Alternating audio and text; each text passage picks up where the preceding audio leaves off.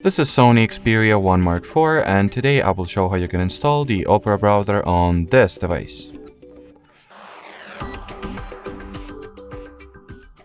So first thing, you gotta make sure that your smartphone is indeed connected to Wi-Fi network. Onwards, launch the Google Play Store, sign into your Google account if you haven't already. Then at the search bar type in the Opera query. Once the needed app is found, you can either tap at the install button directly from the search results or open its respective app info page and initialize the installation from there. Whatever route you'll go for, they will basically provide you with an identical result, so it doesn't matter which particular button you will tap.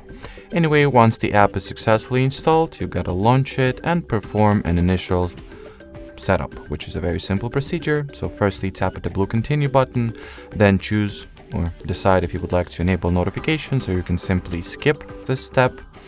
Then you can set Opera as your default browser app or skip this step as well. And finally, you can customize the data collection preferences or simply allow everything that Opera is asking for and start using it. So that will be it for this video. Thanks for watching and bye bye.